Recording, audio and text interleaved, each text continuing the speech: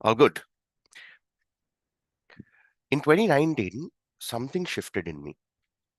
I was going through college, just finished my 4 years of grilling in dentistry, only to see that the road had just begun. We still have to work hard as an intern without getting paid even a single penny by our college. At the same time, there was no motivation to work double, triple, 10 times harder to appear for the postgraduate entrance exam so that you can get to that master degree seat. It didn't really feel feasible, especially after a point of time when you realize that you worked so hard for nothing. Even before I get started, have you ever felt this kind of a scenario before? Where you worked as hard as you ever could, only to realize that this is just the beginning. You have to just keep continuing to work harder, not even sure when you're going to get the results.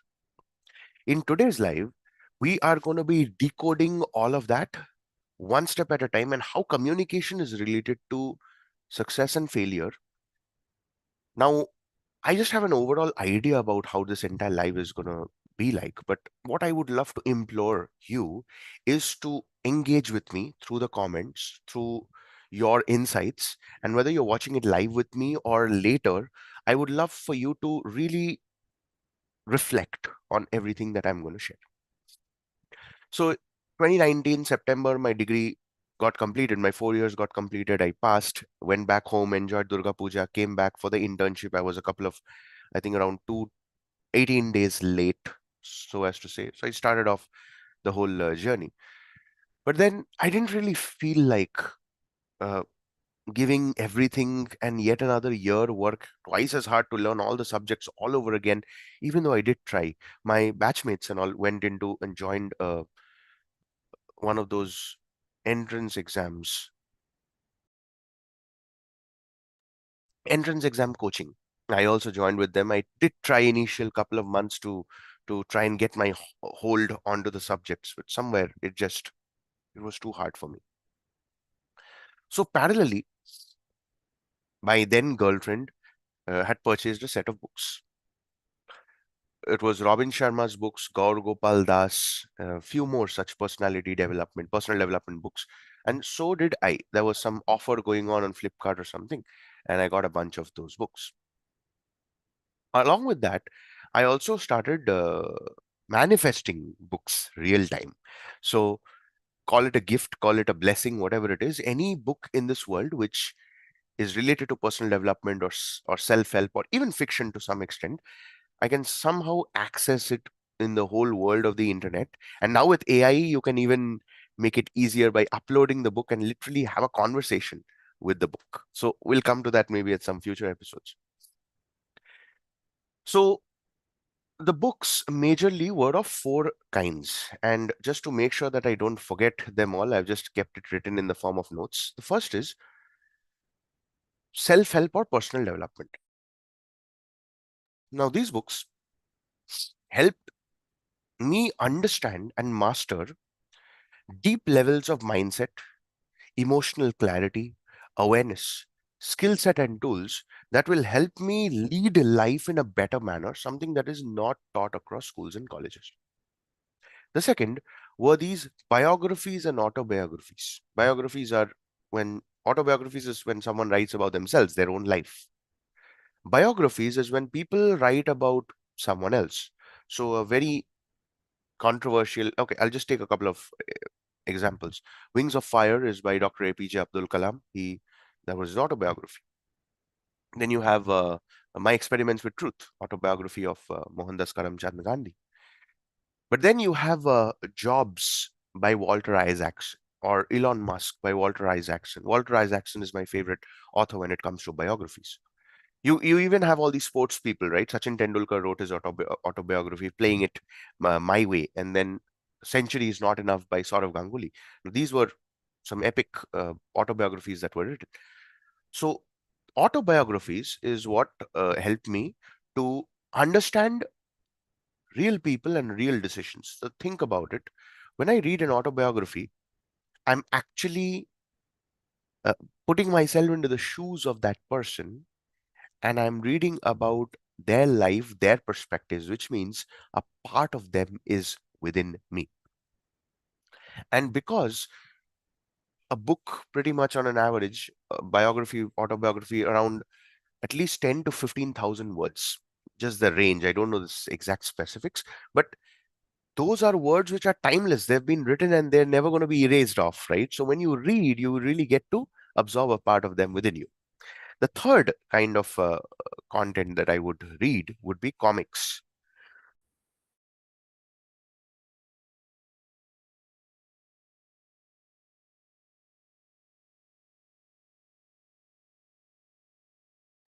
I do not want you to hear me cough.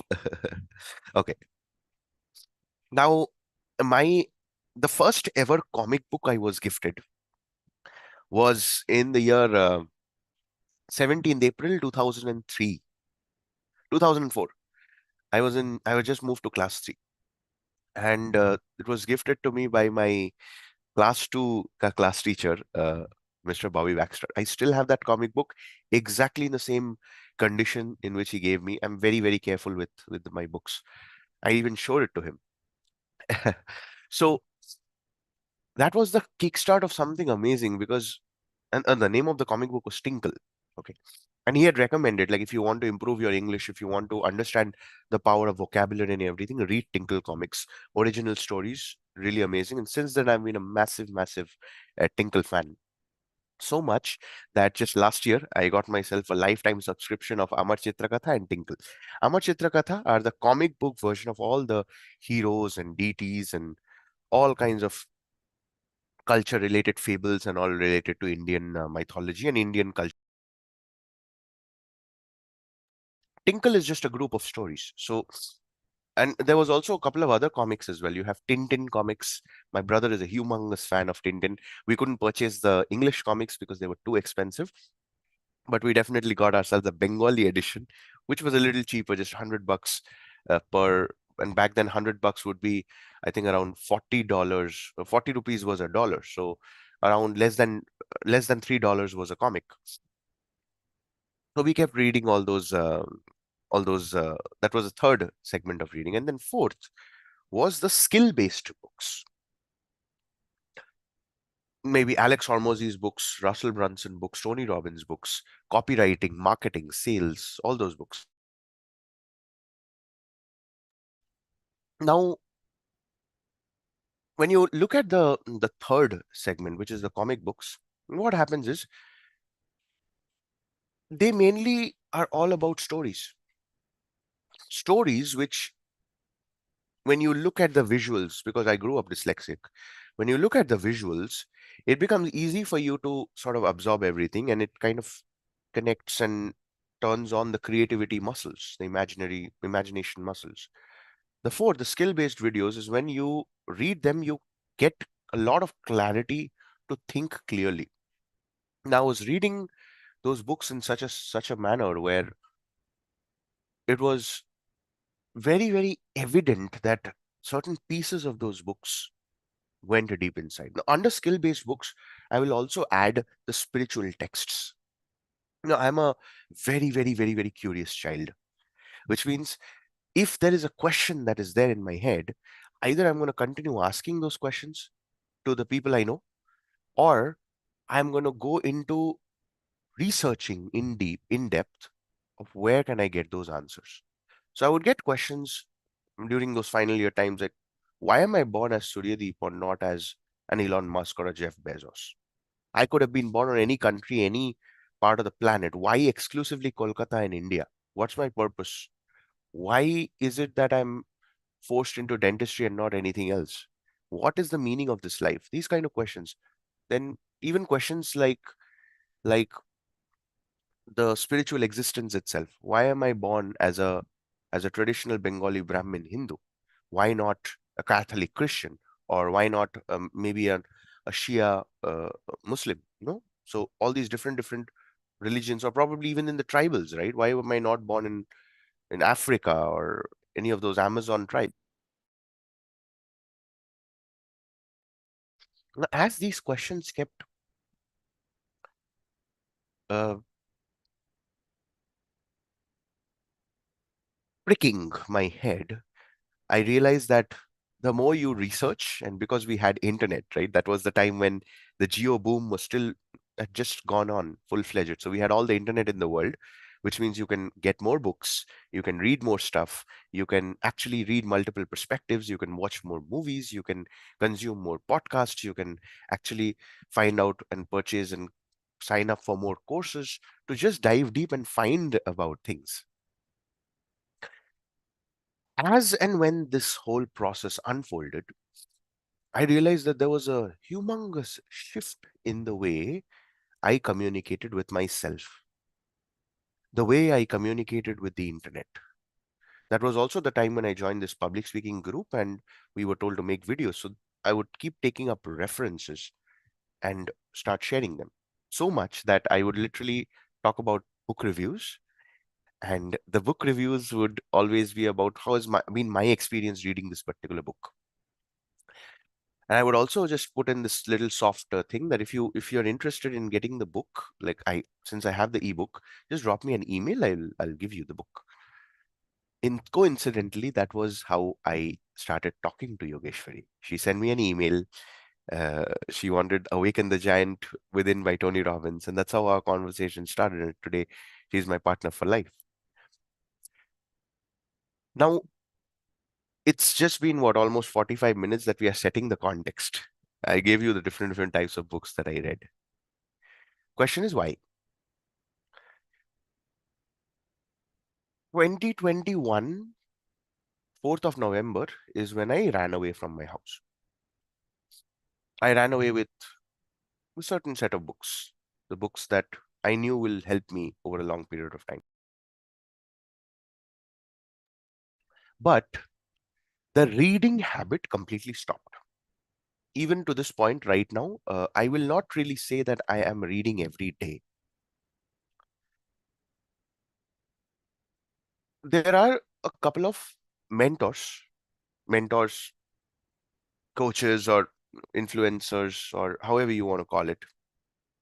I want to take their references right now. Okay. And I'll first tell you what they are saying, and then I'll share my perspective, and then I want to know your perspective also. The first is when I was going through Mind Valley courses back then. The Mind Valley courses always spoke about uh, the process of uh, reading. The coach over there, his name was Jim Quick. He's one of the world's leading brain coaches, brain mind coaches. And he back then there was these Mind Valley master classes that was there. So I watched the master class. And in the master class, he talks about leaders are readers. The average person reads one book in 3 years. Average person. And the most successful people, like Bill Gates, reads 4 hours a day. Barack Obama used to read 2 books a week. Uh, Nelson Mandela read a lot of books. You look at all these famous prime ministers and leaders and great CEOs and founders of big multinational companies, they are all readers. The size of their bookshelf is bigger than the size of their television. And I got really intrigued by all those details. And he also came with this very interesting theory in which we can literally complete a book a week if we read just 40 to 45 minutes a day. That's it. 40 to 45 minutes of reading in a day will help you complete one book in a week. Keeping in mind, of course, he gave a lot of calculations. You can just turn on the phone and start reading. You will get to know what is your words per minute, what is your reading speed. And just by taking your finger and using that as a pointer to wade through the lines as you read, you'll actually see your reading speed doubling or tripling. Now, once he was teaching all this, I used to ask myself, like, what's the point of reading all this if you're not going to remember? Or even if you read, is it really humanly possible to remember everything that you read? And when all these questions were going on, that's when the second mentor, he gave me with these breakthroughs. His name is Ankur Warikoo. I've had the chance to be one of the founding members of one of his courses. Of course, I've been following him since 2019. And he talks about reading as a habit. Think about it. We go for workouts in the gym and we lift weights. Okay. Whether we do it correctly or not, we still do it knowing that as and when those changes is needed, we will be able to make those corrections, isn't it?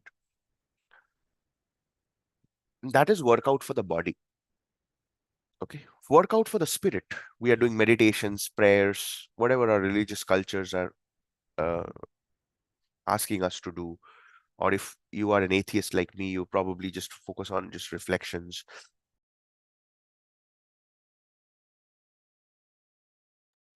Yesterday, I spoke about the different forms of devotions. Again, that's for the spirit. What are we doing for our mind? The mind gets activated only through powerful conversations, journaling, reflection, thinking, a lot of inner work, and reading is actually the shortcut to it, isn't it? So it's not just that Shah Rukh Khan or Tom Cruise are the most uh, wittiest souls on the planet. They are the wittiest because they read more. Same thing goes for Tony Robbins. The kind of jokes that he cracks, the kind of stories that he shares, it's because he's read over 700 books in less than a year. It's not about just reading the book, it's also about how well you are able to process all the things. And when I spoke about Ankur Wariku, he says he also reads around 40 to 45 minutes a day based on what he's mentioned in his videos. He reads at times on his Kindle, just lying down on his sofa and all. So he says that he never reads to learn or to remember. He reads just to walk himself through the experience. In fact, he doesn't even complete a book if it doesn't resonate with him. It's not necessarily important that you need to finish something. You can just take up something new. Now, when I look back, 2019,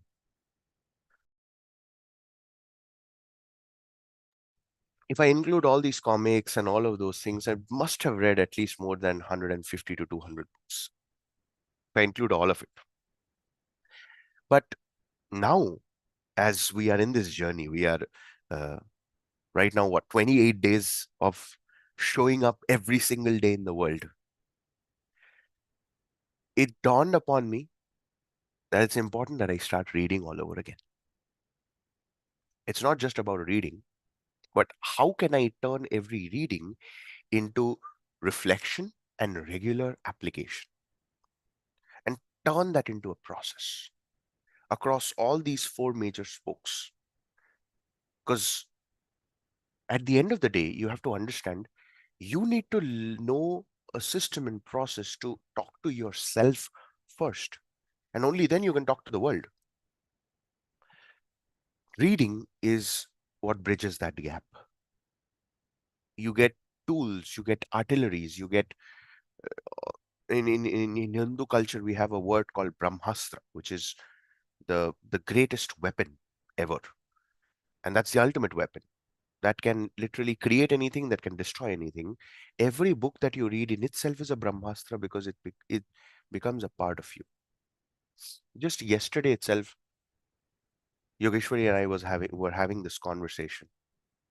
Should we really go for reading exclusively specific communication related books and then talk about it? So we hold each other accountable and read, or we can go about reading however we want. And based upon that conversation, what I figured out is we need to be able to read all these different spokes that I spoke about. And this needs to be a daily habit. As that happens, you will begin to realize, and we come to the last end of the session, you will begin to realize that your ability to think clearly, spontaneously, professional setup, personal setup, difficult scenario, easy scenario, handling people, dealing with people, what you practice in private, you get rewarded in public. Everything will ease out because these are seeds that are planted in your mind. Your brain obviously is getting processed. You're working your brain, you're working your mind. That's the workout for the brain and the mind. And as that unfolds, you will begin to realize that you will have those seeds ready, which will sprout, giving you the fruits when you need it the most. So, to give you just two very short examples, my mom and dad were having some issues between themselves, and whenever something like this happens, they I have no idea why they think like this. They'll call me up separately and they'll vent everything out to me to such an extent where I need to be the peacemaker. I need to be their guiding light. Now, I personally feel that parents are your creators. So, how is it humanly possible that you are going to give them advice or suggestion? But that's the point. When they look up to you to solve a problem, you need to do everything in your power to solve the problem. What I love doing is I love taking references. My mom is a devotee of Satya Sai Baba. My dad is kind of an atheist, I would say, but he still does his mantras and japas and all that for Vishnu. He's a big fan of Vishnu and Shiva. He himself is Shiva because he was born in that Shravan month and all, but he also adores Vishnu. So I will take certain stories and examples and references from the books that I read of Satya Sai Baba as well as the books that I read about Shiva, and I would give them certain, I would help them, I would ask them questions so that they can get more clarity. Again, I'm not giving them advice, I'm not giving them suggestions, because I've read the stories and the metaphors and the examples of all couple of the sacred books. At that specific point of time when they are emotionally vulnerable, instead of giving them advice, I'm able to just become a channel between the spiritual text and them, just by asking them the questions. Does that make sense? So I'm actually imploring them towards clarity. I'm slowly nudging them towards awareness. And again, I consider myself very grateful that I'm able to process all this. Again, this is just one aspect called critical thinking, design thinking, and emotional intelligence. Now, reading is what is that the practice, right? You practice the same process over and over again. But when real life scenario comes in, that's when you're able to implement them. What you practice in private, you get rewarded in public. Finally, to conclude today's episode, I have no idea how it went, honestly. But again, I'm waiting for your insights. Please do put them in the comments. In Sun's Den, we had started a book club. We did it for a couple of months, and then we stopped for some reason or the other. Now we are still in the process of kickstarting our reading habit, both Yogeshwari and I. If you go and watch her videos, you'll also get to see how deep she goes into sharing her perspective, and the way she explains, it's out of this world. I used to think I'm good at book reviews, but just watch Yogeshwari, how she extracts, and it's like the book is same for everyone.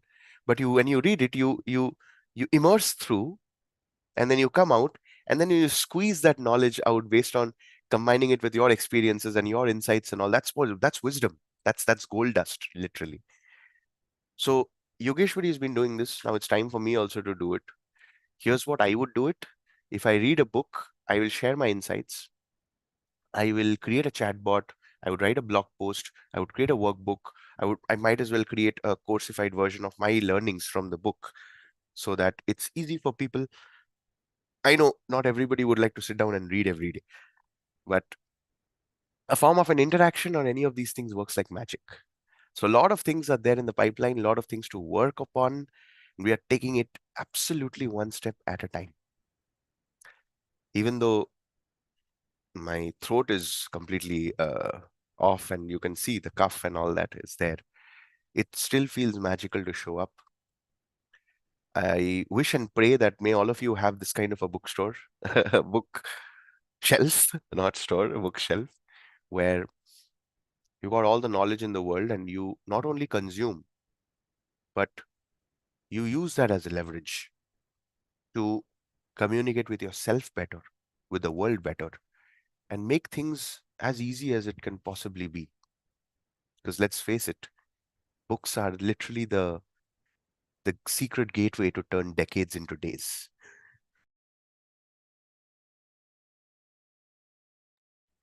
Please do share your learnings.